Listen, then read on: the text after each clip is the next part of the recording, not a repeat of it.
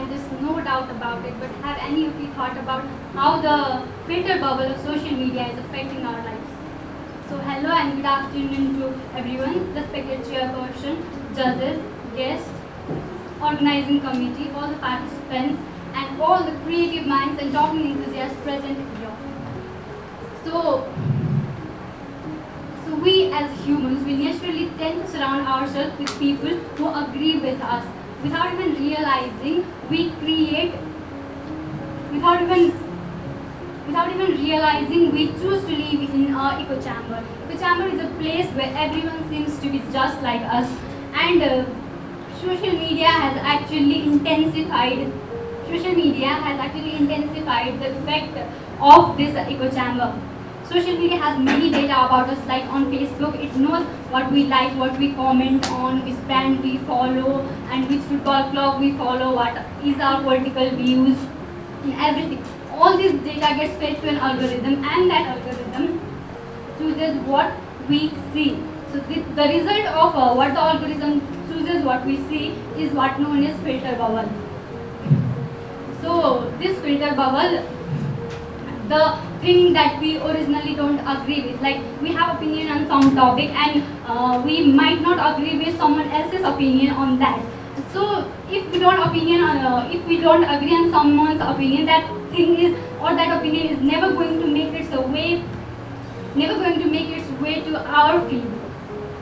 And there is some event happening, and there is some other ideologies and some social events or some social issues happen in our society, and different people have different perspectives about it. And if the other perspective is very different from ours, we will never get to see it. So to clarify it, I'll just give you a small example. Let us suppose that I come from a religious background, and I have been hearing that Lord Brahma is the creator of the universe. And when I go on social media, I will of course be friend with the people who I am surrounded in real life. I will be, and I'm sure to see the post which promotes that Lord Brahma is the creator of the universe, right? And I will like on it, I'll comment on it. What the algorithm of social media does, it takes all this information and makes sure that only the post which promotes that the Brahma is the creator of the universe comes to your feed. So you feel good, you feel better, you have temporary dopamine release because you are seeing what you agree with. And due to this, there are other theories about universe creation as well, like the Big Bang theory. But it is very not likely that the Big Bang theory will ever come across on your feed, and you'll never get to know more, you'll never get to explore more. Although the internet is known to be an ocean of knowledge, but what these filter bubbles and algorithms are actually doing are, it is confining you to a limited space. It is bounding with you with limited information, making you feel like you know everything, just like a frog in a well.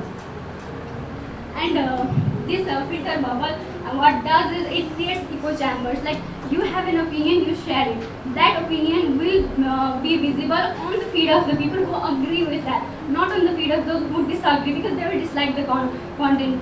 So only those who agree with will see our opinion, and we will only see the post which aligns with our ideologies.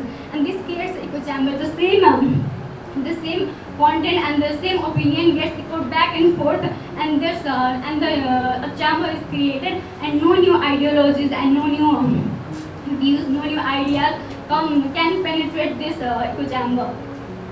To give you just a small example, let us suppose I am friend with I'm friend with a person A and B. A shares memes and B talks about social issues, and I am a person who shares memes.